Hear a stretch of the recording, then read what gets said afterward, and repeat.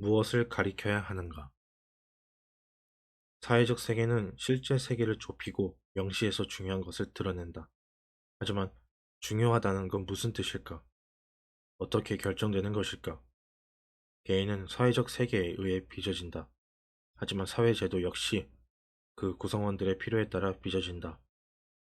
제도는 우리가 살아가는 데 기본적으로 필요한 것들을 공급할 수 있게끔 만들어져야 한다. 식량, 물, 깨끗한 공기, 집이 없으면 우리는 살 수 없다. 이것들만큼 중요하지는 않아도 교제, 유희, 접촉, 친밀한 애정 또한 필요하다.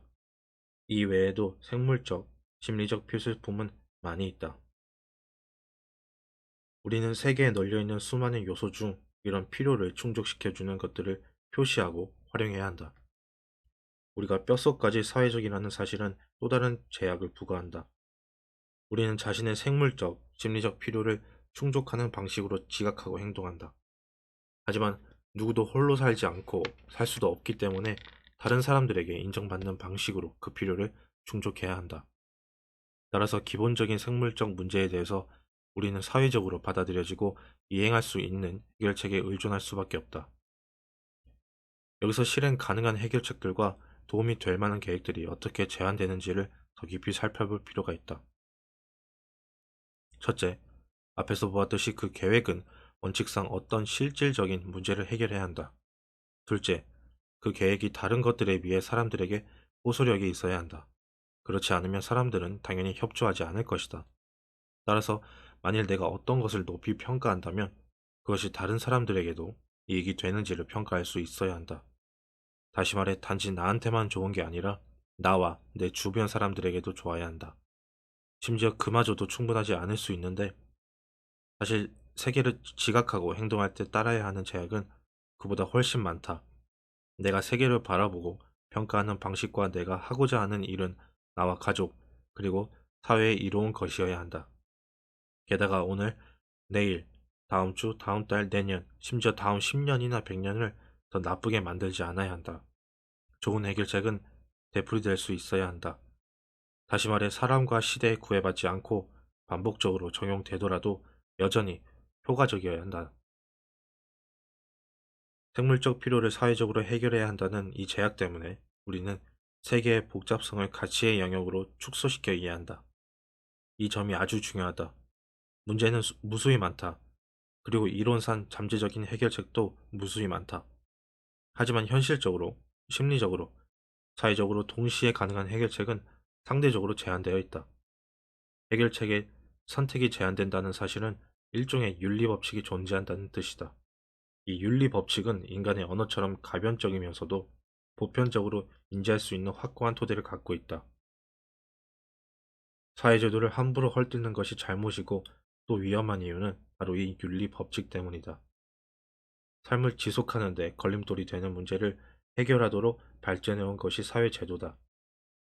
사회제도는 결코 완벽하지 않지만 그것을 악화시키지 않고 더 좋게 만드는 것은 복잡하고 까다로운 문제다. 따라서 나는 세계의 복잡성을 받아들이고 내가 행동할 수 있도록 그걸 한 점으로 축소해야 하며 그 과정에서 다른 모든 사람과 그들의 미래까지 고려해야 한다. 이 난제를 어떻게 해결할 수 있을까? 소통과 타협을 통해서다. 엄청나게 복잡한 인지 문제를 자원이 풍부한 더 넓은 세계에 위탁하는 것이다. 각각의 사회를 구성하는 개인들은 언어로 협동하고 경쟁한다. 말은 집단이 빚어내는 것이며 집단의 구성원들이 모두 언어 사용에 동의해야 한다. 세계를 정의하는 언어적 틀은 현실의 문제를 해결하기 위해 사회적으로 합의된 가치에서 나온다. 이 사실 때문에 가치에 높낮이가 부여된다. 바로 여기서 기능적이고 생산적인 위계구조가 등장하게 된다. 중요한 일은 어떻게든 이루어져야 한다. 그러지 않으면 사람들이 굶주리거나 갈증이나 추위 또는 외로움과 접촉의 부재로 목숨을 잃는다. 처리돼야 할 일을 반드시 누군가가 알아차리고 계획을 세워야 한다. 또한 계획을 실행하는 데 필요한 기술들이 개발되어야 한다. 이렇게 문제를 명시하고 계획하고 기술을 개발하고 더 나아가 실행하는 일은 사회 속에서 다른 사람들과의 협동 그리고 경쟁을 통해 이루어져야 한다. 당면한 문제 해결에 어떤 이들은 뛰어나고 다른 이들은 그렇지 않기 마련이다. 게다가 세상에 문제는 많고 종류도 다양한데 사람이 모든 면에서 만능이 될 수는 없기 때문에 불가피하게 위계 구조가 탄생한다. 본래 위계 구조는 필요하고 가치 있는 일들을 효율적으로 해내기 위해 사회적으로 조직된 도구이며 진보와 평화를 동시에 가능하게 하는 사회 제도다. 밑에서 위로 우리 사회를 특징 짓는 언어적, 비언어적 가정들을 만들어낸 합의는 먼 옛날에 출현해서 긴 세월을 거치며 발전했다. 결국 어떻게 행동해야 하는가 라는 문제는 어떻게 생존해야 하는가 라는 본질적이고 장기적인 문제의 단기적, 직접적 버전이다. 따라서 먼 과거로 거슬러 올라가 진화의 사슬 끝에 있는 기본적인 사실들을 들여다보고 중요한 것들이 어떻게 확립되었는지를 숙고해보면 도움이 된다. 계통 발생상 최초의 다세포 유기체는 대개 감각 기능과 운동 기능이 덜 분화된 세포로 이루어져 있다. 그런 세포는 주변 환경을 감지하는 동시에 즉시 운동을 출력한다. 감각과 운동의 관계는 기본적으로 1대1이다. 즉, 자극 A는 반응 A만 일으키고 자극 B는 반응 B만 일으킨다. 하지만 더 크고 복잡한 자연계 생명체들의 경우에는 감각 기능과 운동 기능이 고도로 분화되어 감각 기능을 맡은 세포가 3개의 패턴을 감지하고 운동 기능을 맡은 세포가 운동 패턴을 만들어낸다.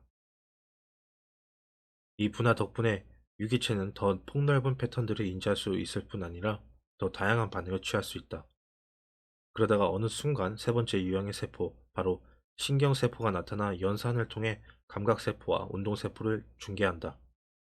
신경계를 갖추었다면 주변 환경이나 정신적, 신체적 조건에 따라 똑같은 입력 패턴에서 다른 출력 패턴이 나올 수 있다. 신경계가 정교해지고 신경의 중계가 더 많은 층에서 이루어질수록 사실의 입력과 운동의 충격 간 대응 관계는 예측이 불가능할 정도로 더 복잡하고 정교해진다. 똑같은 사물이나 상황으로 추정될 수 있는 것이 여러 가지 방식으로 인지되고 두 사물이나 상황을 같은 방식으로 인지하더라도 전혀 다른 행동이 나올 수 있다. 예를 들어 철저히 통제된 실험에서 실험 대상 동물들에게 최대한 비슷한 실험을 여러 번 반복하더라도 예측했던 행동을 얻어내기란 매우 어렵다. 감각과 행동을 중개하는 신경층의 많아짐에 따라 신경층의 분화가 발생하기 때문이다.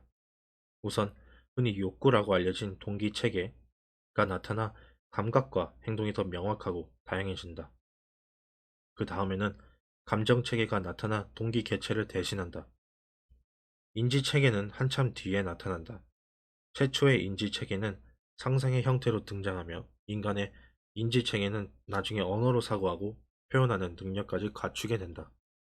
따라서 가장 복잡한 생물에는 욕구에 의한 반사작용부터 언어가 중개하는 행동에 이르기까지 내적 위계 구조가 존재하며 이 구조가 잘 조직되어야 여러 체계가 한데 맞물리면서 목표 달성을 위해 조화롭게 기능할 수 있다. 긴 시간 동안 진화를 거쳐 기초부터 차근차근 형성된 이 위계 구조는 어떻게 조직될까?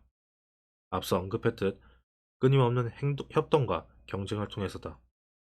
생존과 번식을 위해 자원과 지위를 놓고 펼쳐지는 끝없는 경주는 무구한 시간에 걸쳐 일어나기도 하지만 그보다 훨씬 짧은 개별 생명체의 생애 안에서도 발생한다.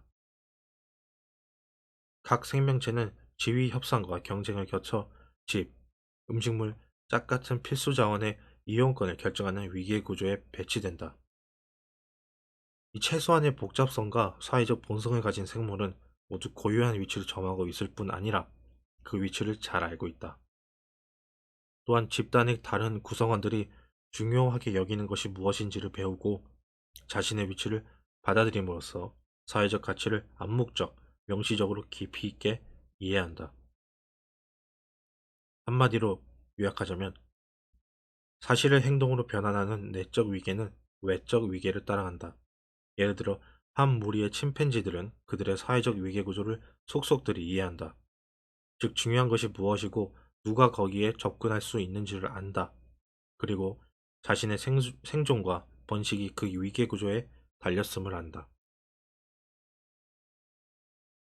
신생아는 빨기, 울기, 놀람 등 선천적인 반사운동을 갖고 태어나며 이 반사운동이 출발점이 되어 성장 과정에서 수많은 행동이 발달한다.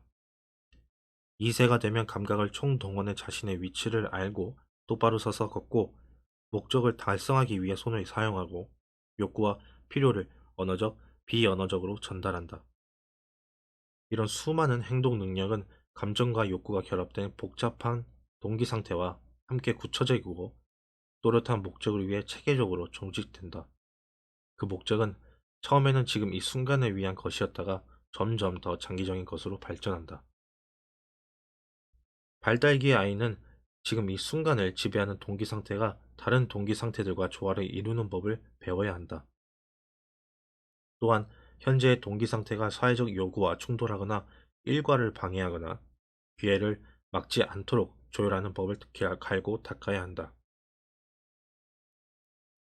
아이는 이를 어머니와의 관계 속에서 배우기 시작하며 다른 소수의 친한 사람들과 즉흥적인 놀이를 통해 학습하기도 한다. 그러다가 소꿉놀이 하자 같은 의식적이고 소통할 수 있는 추상적인 목표 안에 감정과 동기의 내적 위계를 포섭시킬 수 있을 때 아이는 타인과 놀이를 할 준비가 된다. 그리고 시간이 흐르면서 점점 더 복잡하고 정교한 놀이도 가능해진다. 위대한 발달 심리학자 장 피아제가 발견했듯이 타인과의 놀이는 참가자들 사이에 공통의 목표가 확립되어야 가능하다. 아이는 놀이의 목표와 규칙을 확립하는 과정에서 사회화를 경험한다. 사실 모든 사회 활동은 여럿이 모여 하나가 되자는 놀이 또는 게임의 변형이며 제 기능을 하는 온전한 사회에서는 상호 호혜에 기반을 둔 페어플레이 규칙이 엄격히 적용된다. 문제의 좋은 해결책처럼 게임 역시 지속적으로 반복되어야 하며 반복되어도 나쁜 결과를 초래하지 않아야 한다. 페어플레이 규칙은 이 반복성을 뒷받침하는 근본 원리다. 이 때문에 피아제는 게임의 규칙을 집행하는 데 에너지가 든다고 가정했을 때 규칙이 외부의 힘에 의해 강제되는 게임보다 참가자들이 자발적으로 정한 규칙을 따르는 게임이 우월하다고 보았다. 비인간 영장류에게도 그런 자발적인 게임 같은 제도가 출현했다는 증거가 있다. 보편적인 페어플레이 규칙은 게임의 목표를 위해 협동하고 경쟁하는 동안 감정과 동기를 조절할 줄 아는 능력뿐 아니라 더 나아가 앞서 언급했듯 시간과 상황에 구애받지 않고 서로 유익한 상호작용을 계속할 능력과 의지를 요구한다. 그리고 인생은 단지 게임 한 판이 아니라 일련의 게임이다. 각 게임은 공통점을 가지면서도 특수성을 가진다. 하지만 최소한 출발점, 향상 과정, 그리고 바람직한 목표가 있다. 그런 공통성 때문에 모든 게임을 통틀어 기본이 되는 한 가지 윤리, 더 정확히 말해 메타 윤리가 등장한다. 최고의 경기자는 한 게임의 승자가 아니라 다른 사람의 초대를 받아 계속해서 게임에 참여할 수 있는 사람이다. 바로 그런 이유에서 당신은 그 순간에는 명확히 이해하지 못하더라도 아이들에게 이렇게 말한다. 이기고 지는 게 중요하지 않아. 중요한 건 게임을 어떻게 하는 거야. 그렇다면 바람직한 경기자가 되려면 어떻게 행동해야 할까? 게임에서 바르게 행동하려면 어떤 인격을 갖춰야 할까? 사실 두 질문은 서로 연결되어 있다. 게임에서 올바르게 행동하려고 꾸준히 연습할 때만 그런 인격이 형성될 수 있기 때문이다. 우리는 어디서 그걸 연습해 볼 수 있을까? 당신이 운이 좋고 정신이 깨어있는 사람이라면 당신의 지위가 높든 낮든 모든 곳에서 배울 수 있다.